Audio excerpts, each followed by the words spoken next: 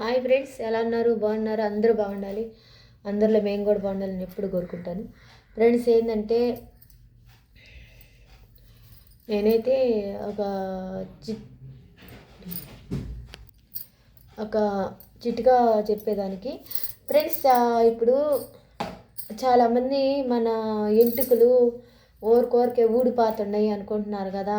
ఇప్పుడు పెద్దవాళ్ళకి ఏంటంటే చిన్న పిల్లకాయలకు కూడా ఎంటుకలు నడిచిపోతున్నాయి, బాగా నడిచిపోతున్నాయి. అందువల్ల జుట్టు కూడా ఏంటంటే మా తలరంగు వేసుకుంటాం కాబట్టి జుట్టు కూడా నిలవదు, మొత్తం కుర్రలన్నీ దూడితే దూడు వచ్చినట్టు వస్తాయి అన్నమాట, ఎంటుకలు ఊడిపోతున్నాయి. కాబట్టి నేనైతే మీకోసం నా ఛానల్ చూసేవాళ్ళు ఎవరైనా సబ్స్క్రైబ్ చేసుకుని ఒక లైక్ చేయండి. నేను పెట్టే వీడియోలు మీకు నచ్చితే లైక్ ఒకటి చేసి నా ఛానల్ని ఎవరికైనా ఫాలో చేయండి, సరేనా? కొబ్బరి నూనె వాడతారా? ఏ నూనె అయినా, ఏ సవరైనా వాడతారు కదా. కొబ్బరి నూనె అయినా, ఇంకా వాటికల్ అశ్విని ఏదేదో వస్తున్నాయి కదా, ఎంటుకలు పెరిగేదానికి అవి వాడుతున్నారు కదా.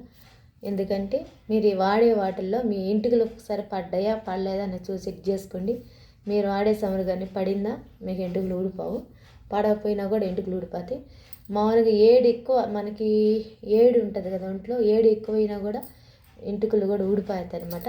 ఫ్రెండ్స్, నేనైతే ఒక చిట్కా అంటే, మనకి చల్లదనం ఏంది మెంతులు, ఆ మెంతులు కానీ కొబ్బరి నూనెలో కానీ వేసి ఒక నైట్ అంతా కానీ ఊరబెట్టుకొని బాగా తెల్లారి బాగా కొదులుకొని నెత్తికి కానీ పెట్టుకున్నాం అనుకో, ఆ మెంతులు ఇంకా నా కొబ్బరి నూనె డబ్బాలే ఉండించుకొని నెత్తికి కానీ పెట్టుకుంటే ఎంటుకలు బాగా ఓడవన్నమాట, బాగా గుర్తుగా లావుగా కూడా వస్తాయి.